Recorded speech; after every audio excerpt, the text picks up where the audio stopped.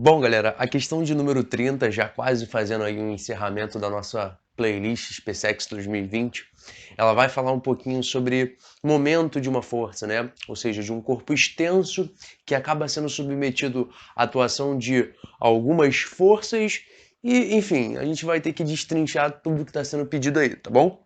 Primeira coisa que você pode perceber é olhar aqui para o meu desenho, né? Perceber 46 centímetros, ok? 6 centímetros, 40 centímetros. E quando você se depara com a figura do enunciado, vou até posicioná-la aqui para que vocês possam visualizar, as distâncias não são bem essas, né? Então a primeira coisa que você pode imaginar é que eu estou pegando a figura errada. Na verdade, não estou fazendo isso, tá? O que eu estou percebendo é o seguinte, tanto o meu bloco X quanto o meu bloco Y, eles não são corpos pontuais, eles também são corpos extensos, tá? Então é o seguinte, eu devo ter, na verdade, uma baita malandragem para traçar o peso desses dois carinhas aí. Por isso que eu já pontilhei 3 retinhos aqui, ó, verticais, né, em laranja, para vocês ficarem ligados no que eu vou fazer. Agora observe o seguinte, eu vou tentar buscar o centro geométrico desse corpinho aqui, ó.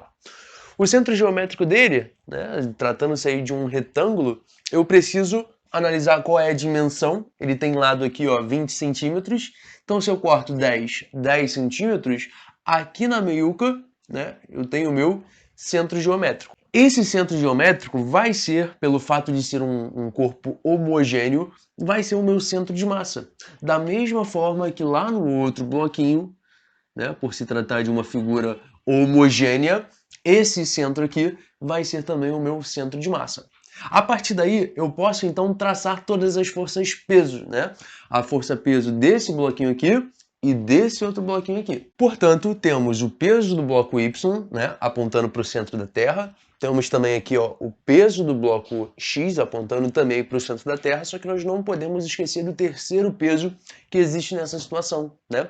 Foi citado no enunciado que a tua barra ela também possui uma força-peso, né? Ou seja, ela não tem massa desprezível. Então, se a tua barra possui uma força-peso e também é um objeto homogêneo, você vai ter que procurar o centro geométrico dessa figura aqui, né? Dessa barra. Ou seja, cai bem na metade dela. Então, o centro de massa desse carinha aqui vai ser justamente aqui, mais ou menos. Tá ok? Portanto, traçados todos esses 3 pesos aqui, eu tenho basicamente as forças necessárias para provocar uma rotação nessa barra. Por quê? Eu tenho aqui, ó, o meu ponto de apoio. Nessa região é onde a barra vai poder ser rotacionada, tá?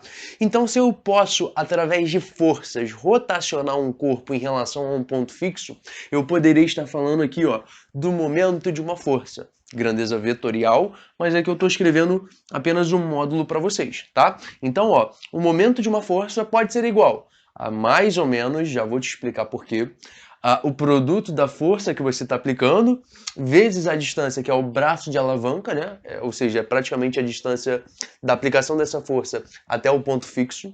Isso vezes o seno do ângulo θ, onde θ representa o ângulo formado, né, entre a força aplicada e essa superfície de aplicação, tá? Isso daqui, esse seno θ vai ser suprimido nos 3 casos. Por que que isso some? Por que que vai ser suprimido? Se vocês pararem para perceber, todas as forças peso, né, elas vão acabar sendo perpendiculares à minha superfície, à minha barra. Então, se você tem algo perpendicular, o ângulo é de 90 graus. Então, quer dizer que o seno de 90 vale 1, né? Para o momento da força PY, da força PZ e da força PX, eu vou trabalhar apenas com mais ou menos a intensidade da força vezes a distância do braço de alavanca. Agora nós já podemos pensar na situação aqui, ó, do equilíbrio desse corpo extenso, né? Desse conjunto, desse sistema formado tanto pela barra quanto pelos teus bloquinhos, tá? Então, ó, para um corpo extenso estar em equilíbrio, eu preciso que o somatório dos momentos seja igual a zero. Se eu somar uma série de parcelas e essa soma for de fato zero, significa que no meio dessas parcelas eu vou ter valores tanto positivos quanto negativos. Como que eu, Gabriel Carelli, identifico os valores positivos e os valores negativos? Eu olho para o sentido de rotação que essas forças aqui são capazes de provocar em relação ao meu ponto fixo, tá? Por exemplo, tanto a força PY quanto a força PZ estão à esquerda desse ponto fixo. Então, se você imaginar, a barra pode ser rotacionada no sentido anti-horário. Já se eu pego a minha força PX, ela fica à direita do meu ponto fixo. Então ela tem uma capacidade de girar a barra no sentido horário. Então tudo que gira no sentido horário, eu dou o sinal de positivo. Tudo que gira no sentido anti-horário, eu dou um sinal de negativo. Aí, ou seja, o que você pode fazer ao invés de escrever isso no passo a passo?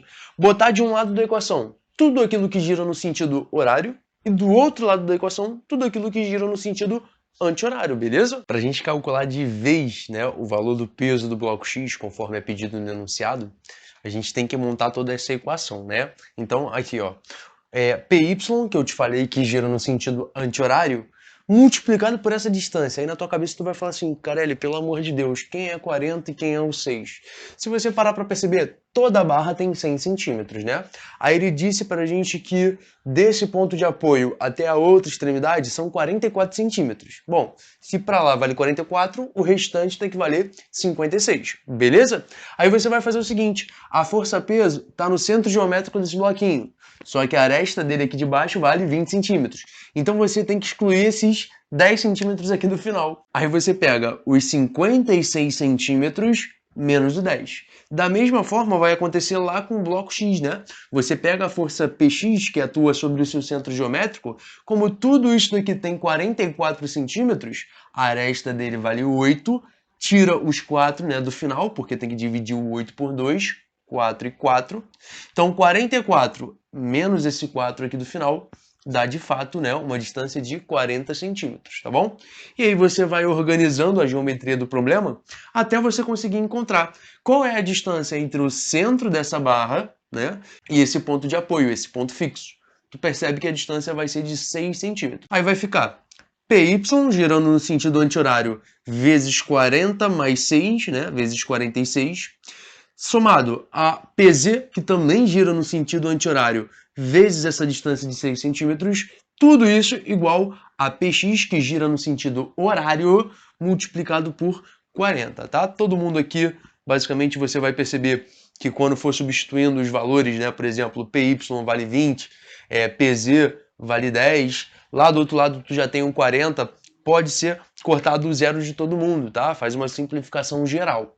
E aí você vai ter o seguinte, 46 vezes 2 é 92, 6 vezes 1 vai continuar o 6, né? E lá do outro lado você vai ter aqui, ó, 4 vezes px.